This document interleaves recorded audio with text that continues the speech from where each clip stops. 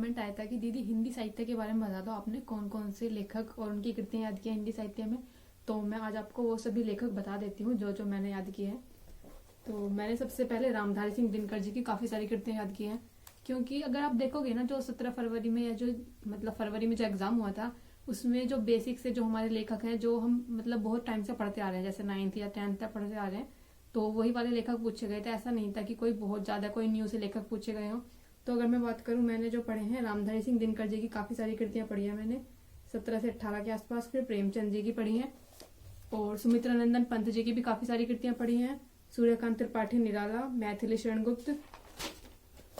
तो मैंने आप सभी को इसके जो नोट्स थे इन सभी लेखकों के, इनकी कृतियों के, वो मैंने आपको शायद कम्युनिटी पोस्ट पर और कुछ वीडियो के व्लॉग्स में भी शेयर किए थे, तो वहाँ से आप देख लेना। बाकी राइटिंग इसमें बहुत ज़्यादा अच्छी नहीं आ रही है, तो इस वजह से आपको समझ नहीं आएंगे, लेकिन मैं बता देती हूँ मैंने कौन कौन से लेखक पढ़े हुए हैं, तो अगर आप पढ़ना चाहो तो पढ़ सकते हो। और इसके बाद जयशंकर प्रसाद जी की भी मैंने काफ़ी सारी कृतियां पढ़ी है, महादेवी वर्मा जी की भी पढ़ी है।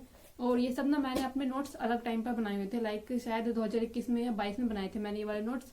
तो आप भी जहाँ तक हो सके, मतलब ये तो इतने ज़्यादा इंपॉर्टेंट है, इन सभी लेखक को तो पढ़ ही लेना, और अगर इससे अदर कुछ हो सकता है तो आप एक्स्ट्रा कुछ भी पढ़ सकते हो। महादेवी वर्मा जी की पढ़नी है, हजारी प्रसाद द्विवेदी जी की, और भारतेंदु हरिश्चंद्र जी की भी काफ़ी सारी पढ़ी है मैंने, रामचंद्र शुक्ल जी की भी। और आचार्य रामचंद्र शुक्ल जी ने मतलब थोड़ी मीमांसा वाली कृतियां ज़्यादा लिखी हैं, तो इनके नाम याद करना थोड़ा सा डिफिकल्ट लगता है।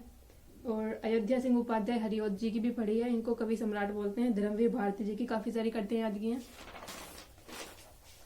और गुलाब राय जी की, सुभद्रा कुमारी चौहान, हरिवंश राय बच्चन, अज्ञे जी की, डॉक्टर श्याम सुंदर दास जी की, जो काशी नागरी प्रचारणी सभा के संस्थापक हैं, तो इनकी भी याद की हैं काफ़ी सारी कृतियां।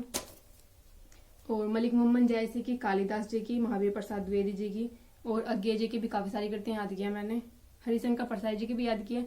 वैसे मुझे लगता है हरिशंकर प्रसाद जी इतने ज़्यादा इंपॉर्टेंट नहीं है, जो ज़्यादा इंपॉर्टेंट है वो जयशंकर प्रसाद और मुंशी प्रेमचंद जी हैं, महादेवी वर्मा जी हैं, ये वाले ज़्यादा इंपॉर्टेंट है आई थिंक। लेकिन आप सभी भी पढ़ लेना, अभी टाइम है। यशपाल जी की काफ़ी सारी कृतियां याद की मैंने, और माखनलाल चतुर्वेदी जी की, और राहुल सांकर त्यायन जी की मुझे लगता है काफ़ी इंपॉर्टेंट है। ये सभी अगर आपको मिलती हैं तो कहीं पढ़ लेना। राहुल सांकर त्यायन जी की जरूर पढ़ लेना हो सके तो। और सरदार पूर्ण सिंह जी की याद की है, रामरक्ष बेनीपुरी, और विद्यापति जी की, केशव दास जी की, वृंदावन लाल वर्मा, यशपाल जी की, यशपाल जी तो पहले भी आ चुके हैं, तो लल्लू लाल जी की भी याद की है। और उसके बाद सोहनलाल द्विवेदी की भी कुछ कृतियां याद की हैं। और उसके बाद बालकृष्ण शर्मा नवीन, इनकी भी कृतियां याद की हैं। और उसके बाद मैंने कुछ अलग से भी पढ़ी हैं, जैसे कि मोहन राकेश जी की कुछ कृतियां पढ़ी हैं, फणीश्वर नाथ रेणु जी की भी पढ़ी हैं, और भगवती चरण वर्मा जी की पढ़ी हैं, देवकी नंदन खत्री जी की पढ़ी हैं, जो कि इनके उपन्यास ज़्यादातर अगर आप देखोगे, जैसे चंद्रकांता थे जो ऐसे इमेजिनरी वर्ल्ड पर बेस्ड थे इनके जो कुछ उपन्यास थे देवकी नंदन खत्री जी के। और रीतिकाल की भी कवि पढ़े हैं मैंने, कि रीतिकाल में कौन कौन से आते हैं। भक्ति काल में जैसे रहीम जी आ गए, रैदास, रसखान, तुलसीदास जी और मीराबाई जी। मतलब भक्ति काल के और रीतिकाल के और आदिकाल के कवि, जितने भी कवि या लेखक हुए हैं, उनको अलग से भी पढ़ा है। और मनु भंडारी जी की याद की है, और उषा प्रियवंदा जी की भी याद की है।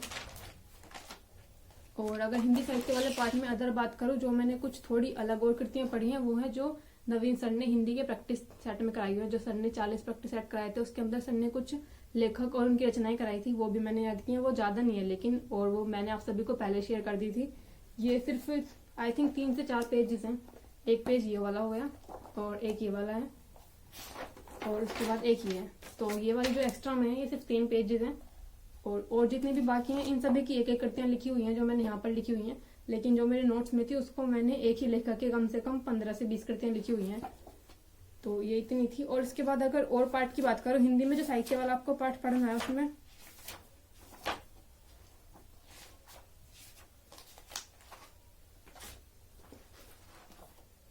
इसमें सबसे पहले तो मैंने एक दो ये याद किया कि सलाका पुरस्कार के बारे में पढ़ा है, और सोवियत लैंड नेहरू पुरस्कार के बारे में पढ़ा है। भारत भारती सबसे पहले किसको मिला, ये पढ़ा था।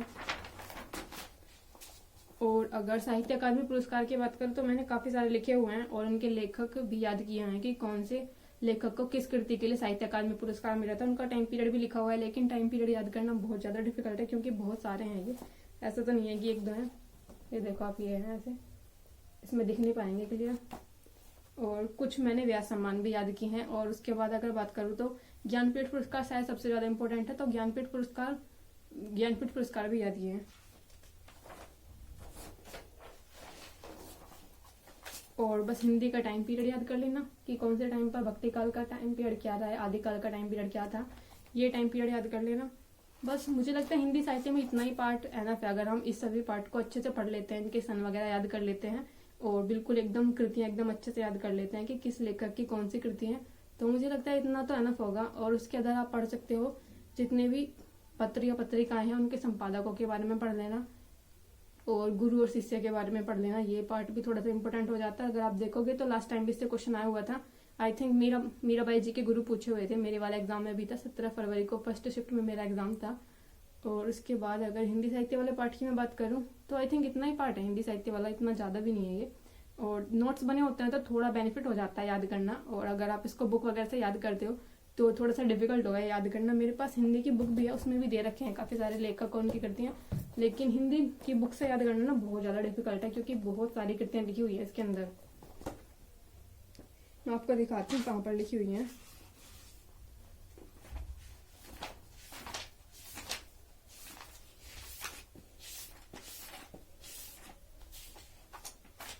ये तो इतनी सारी कृतियाँ लिखी हुई हैं कि इनको याद करना इम्पॉसिबल सा लगता है बुक से। तो मुझे बहुत सारे लिखे हुए हैं, लगभग काफ़ी सारे पेज हैं। ये सभी जितने भी आप देख रहे हो ना, ये सब लेखक और उनकी कृतियों से रिलेटेड ही हैं। तो इससे याद करना थोड़ा सा डिफिकल्ट है क्योंकि पता नहीं चलता है कि तो इम्पोर्टेंट कृतियाँ कौन सी हैं। ये जितना भी लास्ट का जितना भी पार्ट है ना, ये सब लेखक और उनकी कृतियों से रिलेटेड ही है। तो बुक से तो मैंने नहीं पढ़ी है, मेरे पास जितना मटेरियल था मैंने उन सभी चीज़ों से पढ़ी है। बाकी जो आप पूछते रहते हो कि हिंदी की किस बुक से प्रैक्टिस करते हो, तो इस वाले बुक से मैं प्रैक्टिस करती हूँ। और उसका काफ़ी सारा पार्ट हमने कवर कर लिया। आई थिंक लास्ट का ही कुछ पार्ट रह रहा है, अभी इसका कवर किया भी ना। बाकी जो भी मैं पढ़ती हूँ मैं आप सभी को बताती रहती हूँ डेली। और कुछ बच्चों ने मैथ वाले पार्ट के लिए पूछा था कि दीदी मैथ की कौन सी बुक है आदित्य सर की। आदित्य सर की रेड वाली बुक है मेरे पास तो। और अगर शायद दूसरी बुक भी आती है इनकी यूपीएसआई वगैरह के लिए, लेकिन मेरे पास यही वाली बुक है, छोटी सी है। इसलिए तो मेरा मतलब जो भी हम मैथ का जो टारगेट या गोल डिसाइड करते हैं एक दिन में, वो कंप्लीट हो जाता है। क्योंकि इसके अंदर बहुत ज़्यादा क्वेश्चन नहीं होते हैं, थोड़े से क्वेश्चन होते हैं एक चैप्टर के अंदर। मतलब किसी में चैप्टर के अंदर तो 20 से 25 क्वेश्चन ही है, लेकिन कुछ चैप्टर के अंदर थोड़े ठीक ठाक क्वेश्चन है। तो ये वाले चैप्टर्स हम कर चुके हैं इसके। ये देखो कुछ थोड़े से चैप्टर बचे हैं, अब इसमें 4 से 5 चैप्टर बचे हुए हैं आगे। ये वाले चैप्टर से जो हमने पढ़ लिए हैं।